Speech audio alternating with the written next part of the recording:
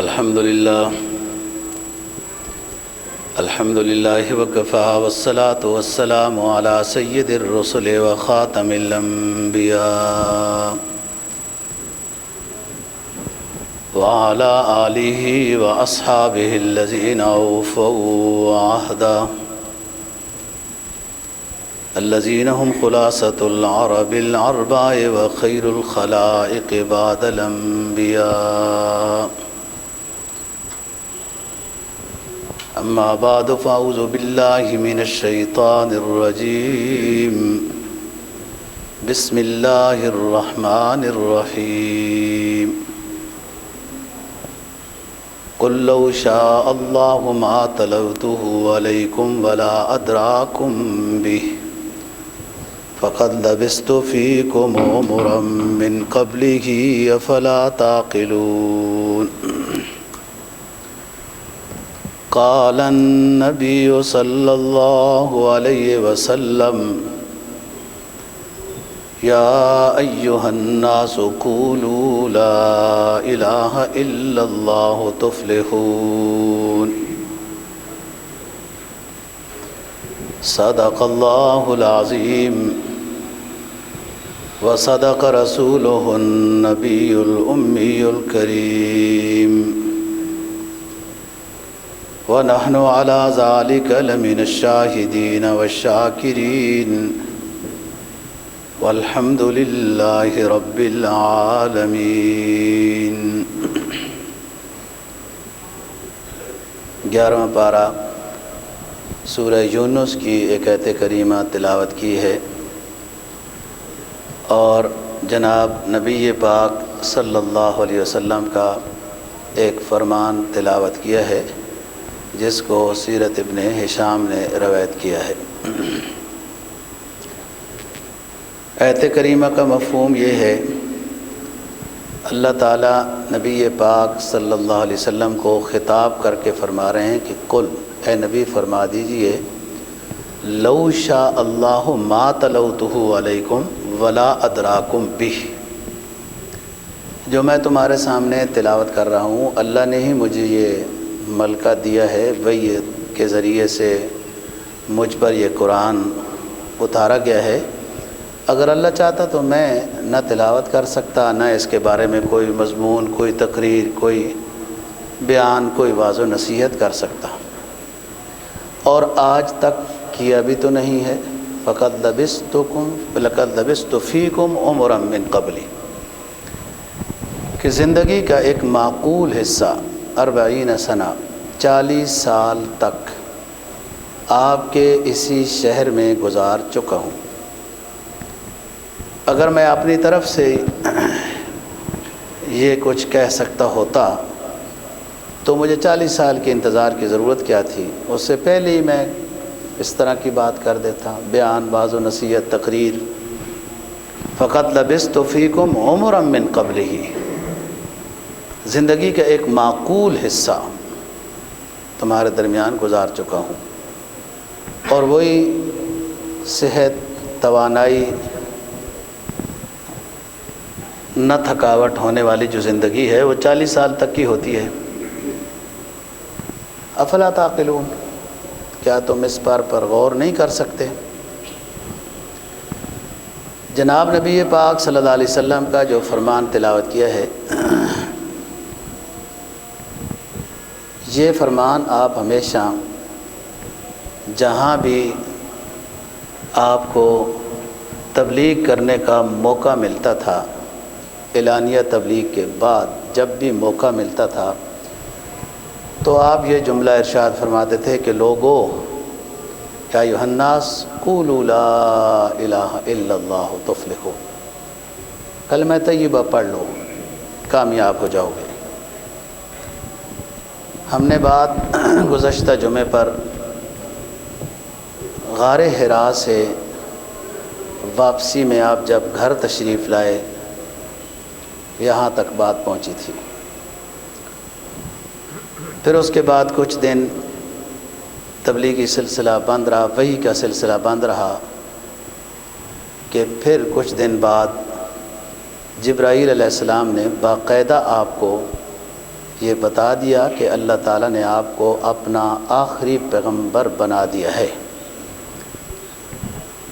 جبرائیل کے اس بات کے بتانے سے پہلے حضرت خدیجہ رضی اللہ تعالیٰ عنہ بھی بڑی عمر کی خاتون تھی اور جہان دیدہ تھی، وہ بھی ایمان کا اعلان کر چکی تھی، اور وہ جو اپنے چچزاد کے پاس لے گئی تھی ورقہ بن نوفل رضی اللہ عنہ، اس نے بھی یہی بات کہی تھی کہ یہ نبی معلوم ہوتے ہیں، اور کاش کہ میں اس وقت زندہ ہوتا کہ جب قوم اس پیغمبر کو اپنے علاقے سے نکال دیتی تو میں اس وقت مدد کرتا۔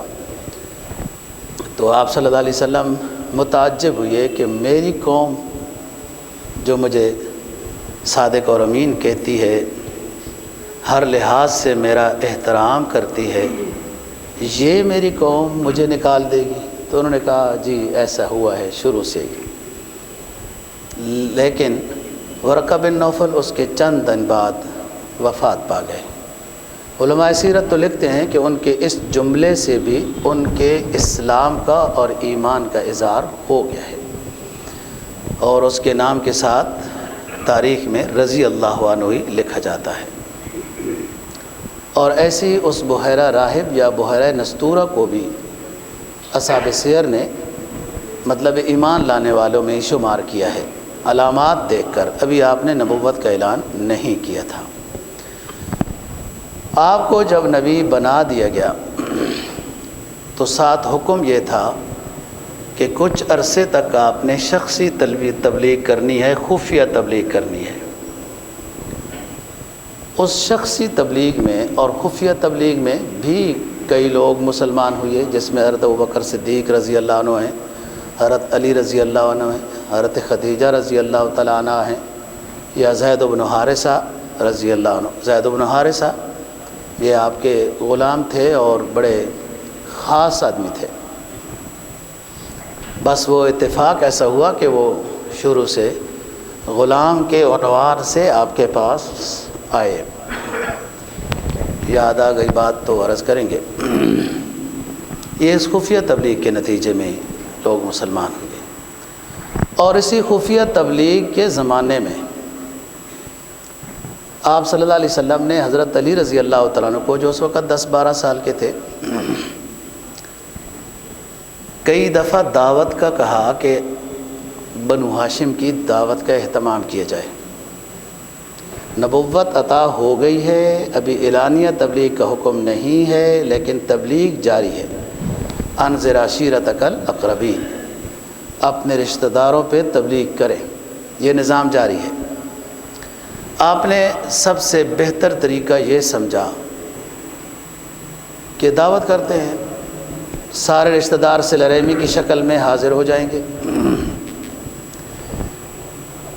یہ دعوت 3-4 دفعہ ہوئی ہے، لیکن ان میں سے ابو لہب بڑا ہوشیار تھا، وہ سمجھ جاتا تھا کہ یہ دعوت کسی مسئلے کے لیے ہے، اور جیسے کھانا کھاتے تو کہتا ہے اٹھو اٹھو اٹھو چلو دعوت ہو گئی ہے۔ پہلی دفعہ بھی آپ جب بات کرنا چاہتے ہیں تو موقع نہیں ملا، دوبارہ پھر کچھ دن بعد حضرت علی رضی اللہ تعالیٰ عنہ کو فرمایا کہ دعوت کا اہتمام کیا جائے۔ اس دعوت میں سمجھنے والوں کے لیے تو بڑا سبق تھا اور سمجھ سکتے تھے۔ 40 سے 50 لوگ تھے جن کی دعوت کی جاتی رہی 3-4 مرتبہ۔ دعوت کا جو کھانا ہے وہ بہت تھوڑا ہوتا تھا، اور آپ صلی اللہ علیہ وسلم اس میں دم کر دیتے تھے، اسی طرح حکم تھا۔ اب تھوڑا سا کھانا جو 4-5 بندوں کے لیے ہو، وہ 50 بندوں کے لیے جب پورا ہو جائے اور سب سیر ہو کر کھا لیں تو اہل نظر کو تو سمجھ جانا چاہیے کہ یہ بات تو کچھ اور ہی ہے، لیکن اس بات سے بھی نہیں سمجھ آئی۔ کچھ لوگ سلیم الفطرت تھے، جس میں حضرت حمزہ رضی اللہ تعالیٰ عنہ بھی ہیں، یا اور بھی کچھ، لیکن اس وقت بڑے جو ہے وہ عمر میں ابو لہب تھے، آپ کے چچا ہیں، تبت یدا ابی لہب، انہی کے خلاف بطور بد دعا کے نازل ہوئی ہے، تو موقع صحیح نہیں ملتا تھا۔ بہرحال پھر بھی آپ کچھ نہ کچھ تو بات کر لیتے تھے کہ اس خفیہ تبلیغ میں کافی ساتھی تو مسلمان ہو گئے۔ اب 3 سال کے بعد آپ کو اعلانیہ تبلیغ کا حکم ہوتا ہے، اور پھر جو دشمنی تھی یا دوستی تھی وہ بڑی واضح ہو کر سامنے آئی، اور اس پر یہ آیت نازل ہوئی فَاصْدَعْ بِمَا تُؤْمَرُ وَأَعْرِضْ عَنِ الْمُشْرِكِينَ، کہ آپ بالکل واضح طور پر جو آپ کے اوپر وحی آئی ہے بیان کر دیں، اور مشرکین کے کسی قسم کے کسی بات یا تکلیف یا ان کی دشمنی کا کوئی آپ فکر نہ کریں۔ فَاصْدَعْ بِمَا تُؤْمَرُ وَأَعْرِضْ عَنِ الْمُشْرِكِينَ، مشرکین سے آپ کنارہ کش رہیں، آپ کا کام ہے تبلیغ کرنا۔ اور سب سے زیادہ مشکل تبلیغ دوستو اپنے گھر میں ہوتی ہے، اپنے رشتہ داروں میں ہوتی ہے، اپنے محلے میں ہوتی ہے، اپنے دفتر کے ساتھیوں میں سب سے مشکل تبلیغ ہوتی ہے، اپنے کاروبار کے پڑوسیوں میں سب سے زیادہ تبلیغ مشکل ہوتی ہے، کہ ان کے ساتھ انسان کے روزمرہ کے معاملات متعلق ہوتے ہیں۔ تبلیغ کرنے کے لیے تو مبلغ کو بڑا کچھ برداشت کر کے، بڑا کچھ چھوڑ کر، بڑا کچھ عمل کر کے، بڑا کچھ صبر کر کے مبلغ کو تو تبلیغ کرنی ہوتی ہے۔ حضرت عمر فاروق رضی اللہ تعالیٰ عنہ کے سامنے کسی نے تعریف کی تھی نا، فلانا بندہ بڑا اچھا ہے، تو آپ نے فرمایا کہ آپ کا اس کے ساتھ کوئی معاملہ ہوا ہے، لین دین ہوا ہے؟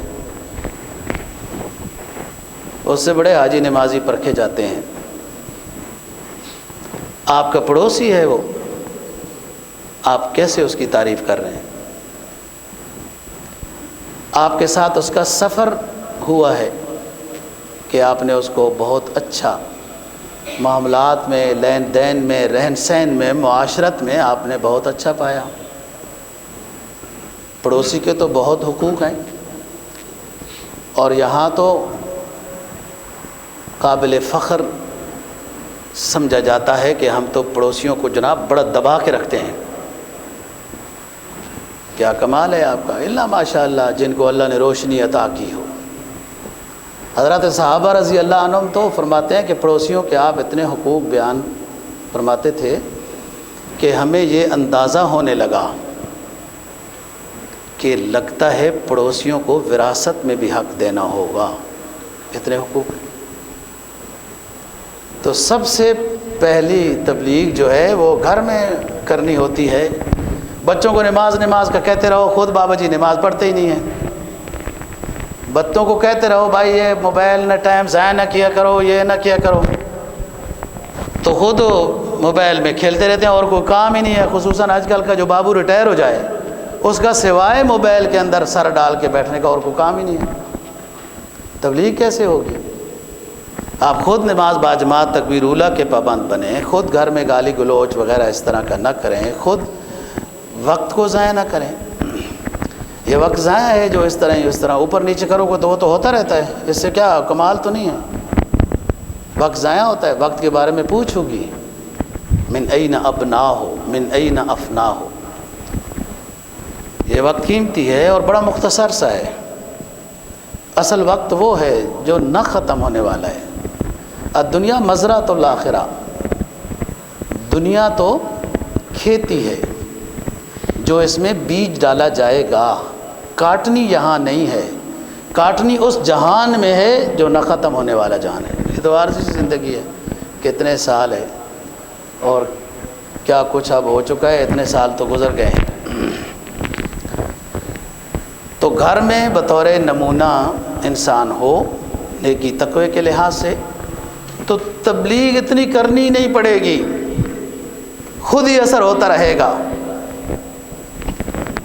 پڑوس میں آپ کا لین دین معاملہ، اٹھنا بیٹھنا، ساتھیوں سے ملنا جب اچھا ہوگا تبلیغ کرنے کی ضرورت ہی نہیں پڑے گی۔ لوگ کہیں گے یہ ہم سے تو بہت اچھا ہے، جدھر یہ جا رہا ہے ہم بھی جا رہے ہیں۔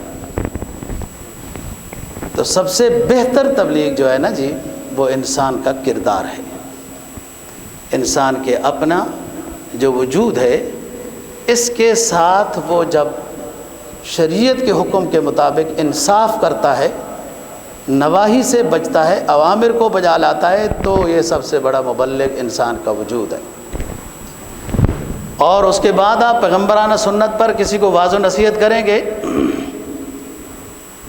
سمجھائیں گے، انشاءاللہ اثر ہوگا۔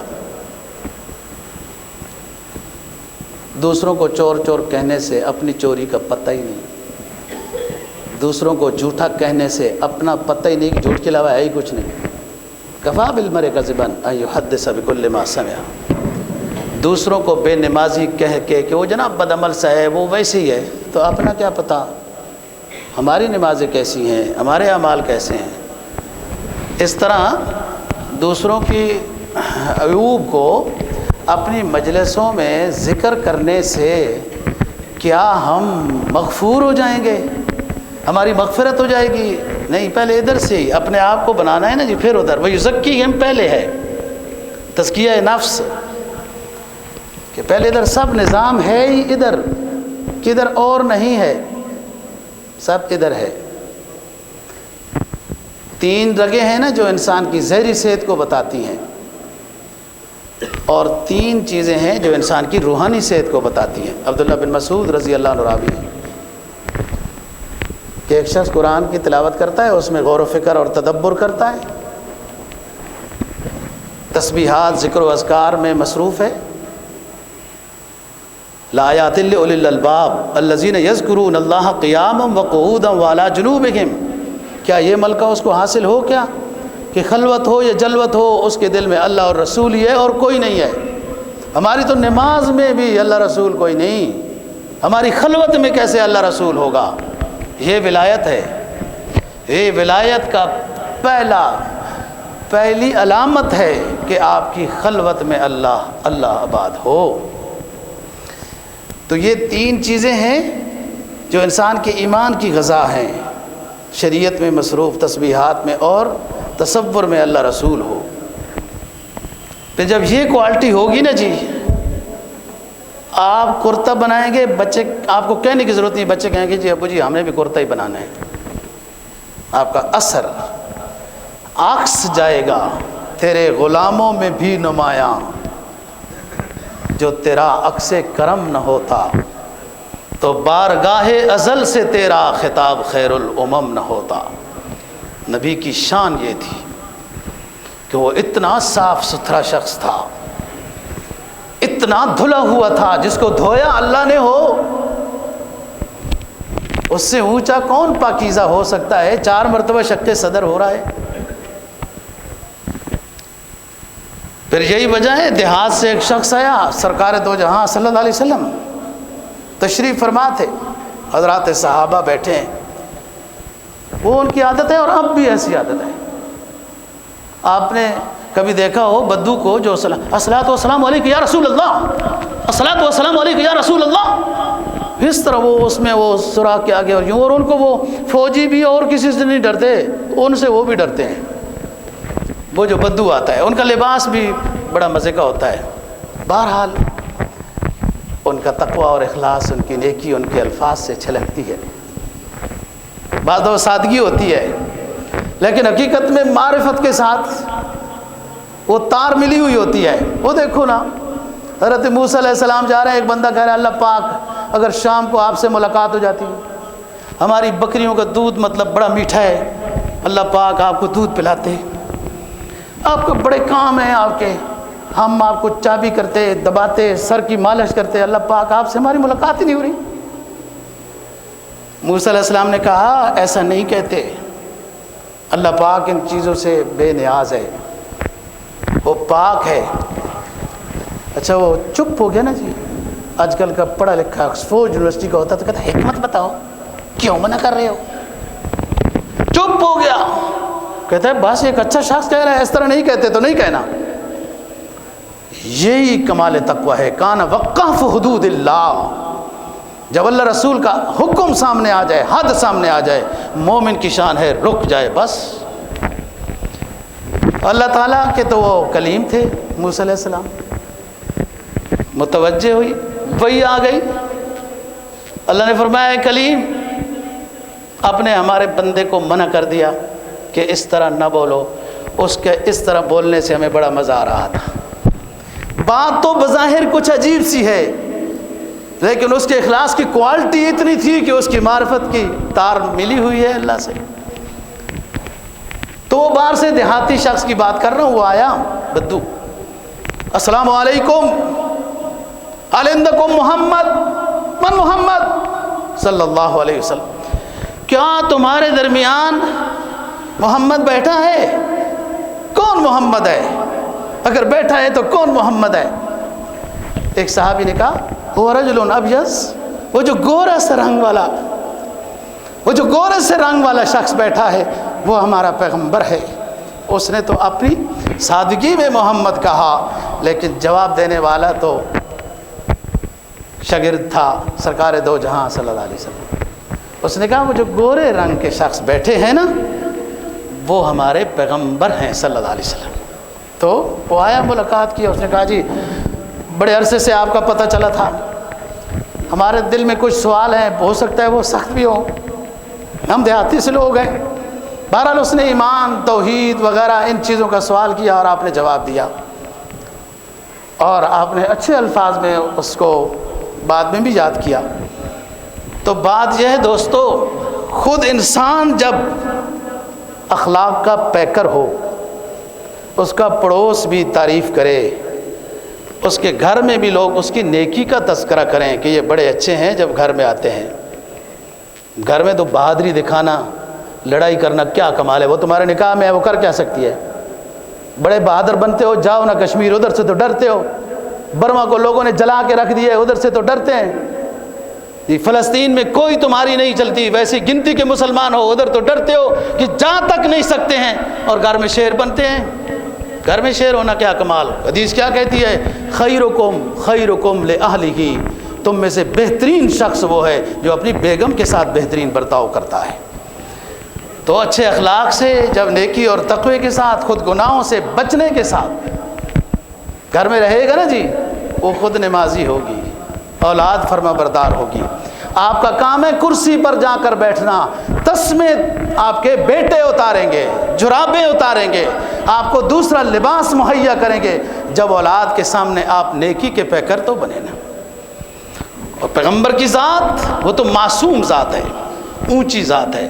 اور وہ پیغمبر جس کو اللہ نے امام الانبیاء بنانا ہو نا جی، دونوں جہانوں کا سردار، خاتم النبیین، امام الناس والجن نہیں، امام المرسلین، جنوں اور انسانوں کا امام نہیں ہے، یہ پیغمبروں کا امام ہے جو معراج میں نماز پڑھائی.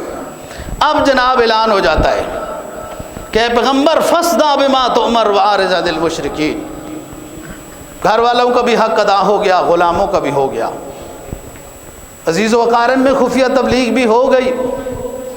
صادق اور امین کہنے والے جو آپ کی ذات سے متعلق بڑے اچھے الفاظ میں یاد کرنے والے تھے، آج ان کے سامنے اپنا موقف تو رکھ دیں کہ آپ کو اللہ نے پیغمبر بنا کے بھیجا ہے اور کیا تعلیم دی ہے، لوگوں کو کیا سمجھانا ہے. یہ صفا پہاڑی جو ہے نا، یہ کھرید کی یہ بھی ڈیکوریشن کا شکار ہو گئی ہے. اب تو اس کے ارد گرد شیشے لگ گئے، بلا یہ تھوڑی اونچی تھی. یہ علاقہ وادی ہے جہاں بیت اللہ شریف ہے، نشیب کا علاقہ ہے. آپ صلی اللہ علیہ وسلم نے عرب کے دستور کے مطابق چاش کے ٹائم چادر لہرائی ہے جو سارے لوگ جمع ہو گئے. آپ کے ساتھ کسی کا اب تک اختلاف نہیں تھا، ہر طرح کے لوگ جمع ہو گئے. اور آپ صلی اللہ علیہ وسلم نے حکیمانہ ترتیب پر بات تاکہ دلوں میں اتر جائے، سمجھانے کے طور پر یہ بات فرمائی، یہ 3 سال کے بعد پہلی توحید کانفرنس ہو رہی ہے، پہلی تقریر آپ صلی اللہ علیہ وسلم کی بھی، اور پہلی ہے توحید کانفرنس، توحید بیان ہوتی ہے اس میں اللہ کی۔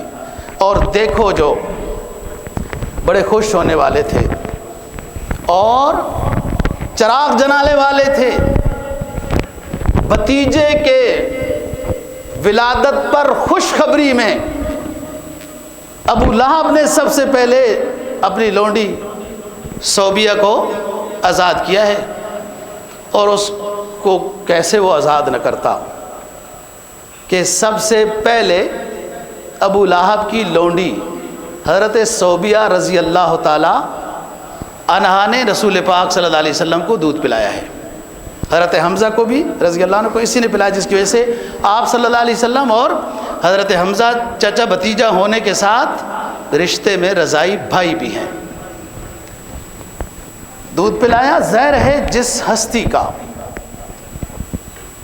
یعنی منہ جس کے ساتھ لگا ہو، میں نے گزشتہ جمعے پہ بتایا جس کا نام محمد ہوگا وہ سزا سے پاک ہے، تو جس نے دودھ پلایا ہو اللہ اس کو کیسے ایمان کی دولت نہیں عطا کرے گا۔ اور بعض دفعہ نا ایک جملہ ہی کرنٹ بن جاتا ہے، بعض دفعہ نوشتہ دیوار انسان کی ہدایت کا ذریعہ بن جاتا ہے، اور بعض دفعہ بہت لمبی تقریریں، بڑے بڑی کتابیں، اور بعض لوگوں نے تو بڑی بڑی کتابیں لکھی ہوتی ہیں سیرت کے موضوع پر، بڑے بڑے کالم لکھی ہوئی ہوتے ہیں، اور خود لیس بشیء، لکھا بہت کچھ ہے سیرت پر، توحید پر، تفسیر پر، لوگوں کو فکر آخرت کے دینے پر، اور خود وہ دوسروں کے لیے تھی، ادھر تو اس کا کوئی اثر ہی نظر نہیں آیا۔ ایسا بھی ہوتا ہے۔ ایک دہلی میں شاعر رہتا تھا، مسلمان شاعر، تخلص یا لقب اس کا بے دل تھا، بعض نے اس کا عبد القادر نام لکھا ہے۔ پیر نصیر الدین صاحب رحمہ اللہ تعالیٰ کا بڑا یہ خاص شاعر ہے، وہ ان کی بات کو تقریر میں ان کی بات کو زیادہ کوٹ کرتے تھے، لیکن آج دنیا فارسی تو جانتی نہیں ہے، تو وہ کیا سمجھیں کہ پیر صاحب کس کا کلام پڑھ رہے ہیں۔ بہرحال پیر صاحب بہت اچھے انسان تھے، اللہ تعالیٰ مغفرت فرمائے، اور بہت توحید کی باتیں بھی اور لوگوں کو سمجھانے کی باتیں بھی۔ وہ فرماتے تھے کہ میرا دادا ابو تو علماء دیوبند ملنے آئے تو ریل گاڑی کے اسٹیشن تک چھوڑنے جائے، اور میں ان کے ساتھ ملوں تو فتووں کی زد میں آ جاتا ہوں۔ لوگوں کو سمجھانے کے لیے فرماتے تھے۔ مرزا بے دل نے بہت پیارا کلام رسول پاک صلی اللہ علیہ وسلم کی شان میں لکھا، ایران کے ایک بندے تک پہنچا، وہ بھی اللہ والا صاحب دل تھا، اور شوق پیدا ہوا کہ یار اس شخص نے نبی کی تعریف میں کتنی پیاری باتیں کی ہیں۔ وہ دہلی میں رہتا تھا مرزا بے دل، یہ شخص چل سو چل پہنچ گیا دہلی میں، پوچھتا پچھاتا ہوا کہ وہ شاعر ہے جو مسلمانوں کا نبی کی شان بیان کرنے والا شاعر مرزا عبد القادر بے دل۔ بعض لوگوں نے غلطی سے ان کے ساتھ قتیل لکھ دیا، یا ہو سکتا ہے قتیل۔ یہ پہنچ گیا، لوگوں نے بتایا وہ ہے، وہ اتفاق سے حجام کے پاس بیٹھ کر داڑھی مڑوا رہا تھا، وہ شاعر۔ میں نے بتایا نا کہ بہت سے لوگ اخباروں میں سیرت کے موضوع پہ کالم لکھ دیے، کتابیں لکھ دی، بڑی بڑی واعظ و نصیحت کر دی، لیکن یہ نہ سمجھ میں آیا ڈھونڈنے والا ستاروں کی گزرگاہوں کا اپنے افکار کی دنیا میں سفر کر نہ سکا، جس نے سورج کی شعاعوں کو گرفتار کیا اپنی شب تاریک تو سحر کر نہ سکا۔ یہ اتنی تحقیق تو کر گئے کہ سورج کس طرح چلتا ہے، اس کے برج کتنے ہیں، اس کے راستے کتنے ہیں، اور ان کم بختوں کو یہ نہ سمجھ آیا کہ سورج بنانے والے کو بھی تو غور کر لیں، بنایا کس نے ہے۔ شعائیں تو بعد میں آتی ہیں، تو بعد ویسی کتابیں لکھنے کا شوق وغیرہ کہ ہمارا بھی نام آ جائے، اللہ ماشاءاللہ، عمل کی زندگی میں کورے، کیا فائدہ۔ فرمایا لا تعصر رسول وانت تزار حبہ، او مسلم صرف ظاہری کانوں کو کھول کے نہیں، دل کے کانوں کو کھول کے سن۔ تعصر رسول وانت تزار حبہ، ھذا لعمری فی القیاس بدیع فإن لو کان حبک صادقا لأطعتہ فإن المحب لمن يحب مطیع۔ او بندے، تو ایمان کا دعویٰ کرتا ہے اور ساتھ کہتا ہے میں عاشق رسول ہوں، محب رسول کا دعویٰ کرتا ہے، تیری زندگی میں سنت کے جنازے اٹھے ہوئے ہیں، ہے تو نبی کے اسوہ حسنہ کا نافرمان، لیکن تیرا نعرہ یہ ہے کہ میں عاشق رسول ہوں۔ ھذا لعمری فی القیاس بدیع، یہ بات میری سمجھ سے تو بالا تر ہے، جس کے ساتھ لوگوں کی محبت ہوتی ہے، اس کا محبوب جس رنگ کا لباس پہنے لوگ وہ رنگ کا لباس پہننے لگ جاتے ہیں، جس گویے سے لوگوں کو محبت ہو اپنی داڑھی اور مونچھیں بالوں کا ڈیزائن بھی وہی کرنے لگ جاتے ہیں، جس اداکار سے محبت ہو وہ کسی دن کسی کمپنی کی بنین پہن لے، بازاروں میں وہ بنین ختم ہو جاتی ہے۔ او دوستو، دعویٰ کرتے ہو عاشق رسول کا، محب رسول کا، اور اپنی وضاقت میں یہود و نصارہ کو اپنائے ہوئے ہو۔ تاثر رسولا وانت تزار حبہ، اپنے محبوب پیغمبر کی، وہ محبوب پیغمبر جس کو اتنی تکلیف نہیں کرنی پڑتی، شہادت کی انگلی اٹھائے تو چاند کے ٹکڑے بن جائیں، دعا کے لیے ہاتھ اٹھائے معراج کے واپسی کے سفر پر تو سورج رک جائے کہ شام سے پہلے پہلے قافلہ فلاں وادی والا پہنچ جائے گا۔ وہ پیغمبر جو اپنی انگلی کو اشارہ دے وہ چشمے کی شکل بن جائے، جو 4-5 کھانوں کا بندوبست کرے تو سینکڑوں اس کھانے کو غزوہ احزاب میں کھا لیں۔ تاثر رسولا وانت تزار حبہ، او امتی، او ایمان والے، تو ہر روز اپنے پیغمبر کی نافرمانی کرتا ہے، صبح و شام نافرمانی کرتا ہے اور نعرہ لگاتا ہے کہ میں عاشق رسول ہوں، محب رسول ہوں۔ شاعر کہتا ہے میری سمجھ میں یہ بات نہیں آتی، کیوں؟ لو کان حبک صادقا لاطعتہ، اگر تم اپنے پیغمبر سید دو جہاں کے ساتھ اپنی محبت کے دعوے میں سچا ہے تو آپ کو اپنے پیغمبر کی ہر ادا کیوں نہیں پسند آتی، اس میں کیوں نہیں اطاعت میں آتا؟ فرمایا فإن المحب لمن يحب مطیع، اس لیے کہ دنیا کا دستور یہ ہے جس کے ساتھ محبت ہوتی ہے وہ جھوٹ بولے تو اس کا محب جھوٹ بھی اسی طرح بولتا ہے، وہ فراڈ کرے تو محب فراڈ کرتا ہے۔ ہمارا آقا جو ایسا ہے اور تمہیں دعویٰ ہے اپنے محبوب پیغمبر کے ساتھ محبت کا، تو وضع میں تم نصارہ ہو، تمدن میں ہنود، یہ وہ مسلمان ہے جسے دیکھ کر شرمائے یہود۔ کیسا دعویٰ ہے تمہارا اس سید دو جہاں کے ساتھ اتباع میں، محبت میں، عشق میں، جو سید دو جہاں ہے، خاتم الانبیاء ہے، امام الانبیاء ہے، اس ہستی سے اونچی صرف ایک ہستی اللہ رب العزت کی ہے۔ لا یمکن الثناء کما کان حقہ بعد از خدا بزرگ دوئی قصہ مختصر۔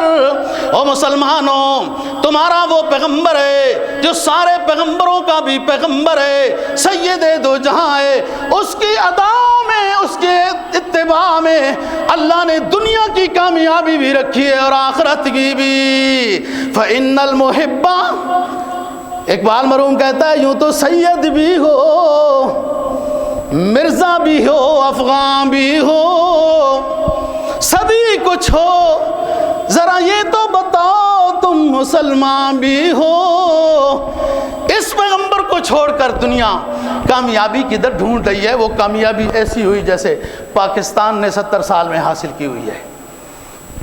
اللہ کے نام پر، اللہ کے رسول کے نام پر ملک لیا، اتباع یہود و نصارہ کی جو اللہ کے دشمن ہیں۔ یہ کیسی دوستی ہے؟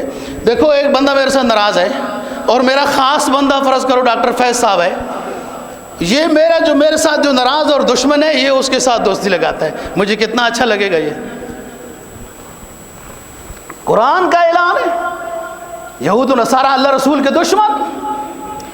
آپ جادو کا قصہ پڑھیں، رسول پاک صلی اللہ علیہ وسلم پر کس نے کیا تو یہودی ہیں، زہر کس نے ملایا آپ کو سمجھ آ جائے گی کہ وہ یہودی ہیں، آپ کی شان کے خلاف گستاخی اور بے ادبی والے شعر کس نے پڑھے، کعب بن اشرف یہودی وغیرہ، یہ لمبی بات ہو جائے گی۔ ہم اپنے موضوع کی طرف جاتے ہیں۔ رسول پاک صلی اللہ علیہ وسلم کو اب اعلان ہو رہا ہے، تبلیغ، اعلانیہ تبلیغ کا اذن ہو گیا۔ آپ صفا پہاڑی پر چڑھائے، میں نے کہا کہ وہ بھی اب ڈیکوریشن کا شکار ہو گئی نا جی، یہ اونچی جگہ شمار ہوتی تھی۔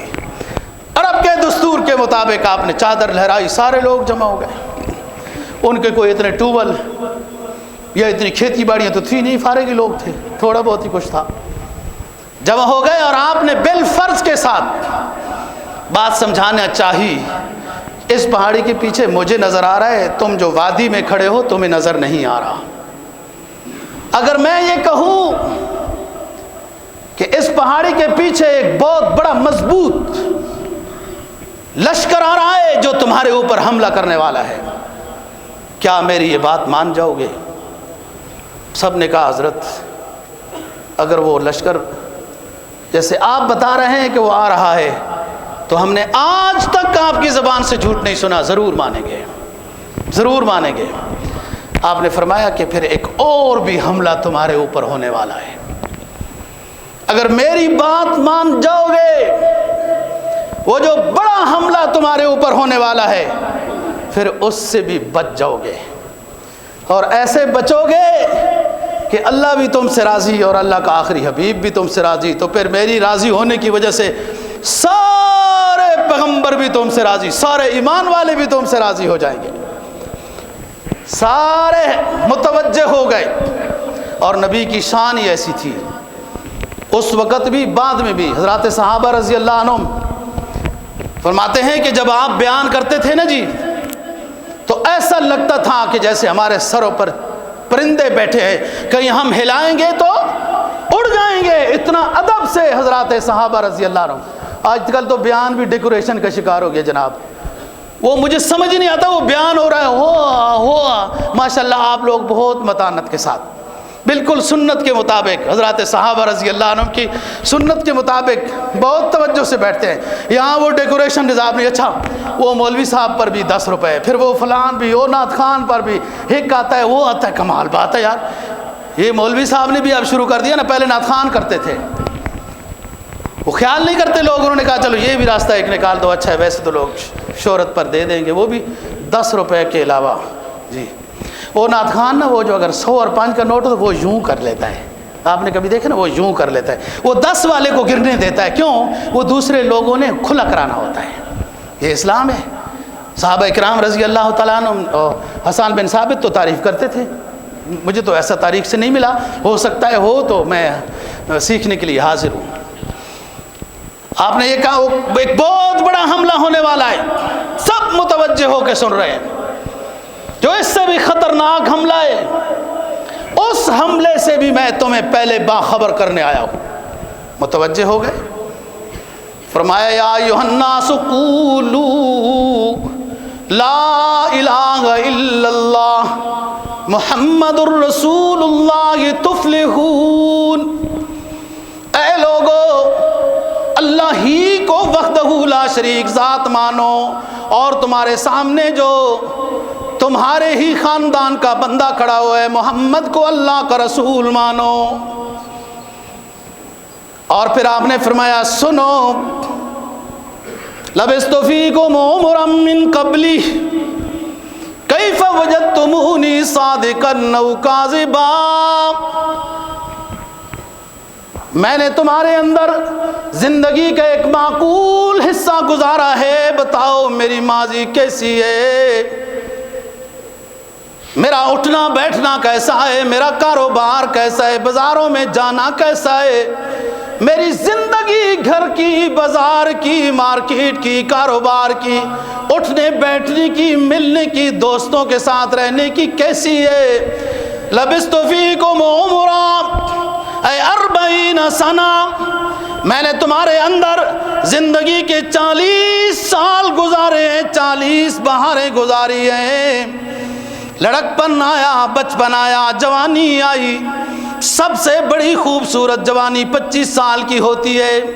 25 سال سے 40 سال کا زمانہ حسن بھی رانائی دیتا ہے، رنگت بھی بکھر کر آتی ہے، طاقت بھی عنفوان پر ہوتی ہے، خون کی حدت بھی بڑی تیزی سے رگوں میں پھرتی ہے۔ بتاؤ مکہ والو، 40 سال کا زمانہ تمہارے اندر گزار دیا ہے، مجھے کیسے پایا؟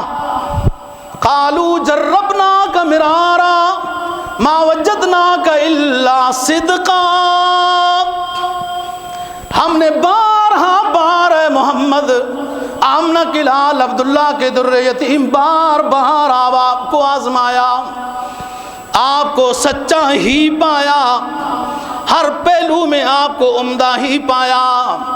پھر سنو، جب مجھے صادق و امین کہتے تھے اور مجھے ہر طرح کی خوبیوں والے القاب سے نوازتے تھے، تو میرا دعوت توحید بھی سنو، لا الہ، پڑھو ذرا ایمان کو تجدید بخشو، لا الہ الا اللہ تفلحون۔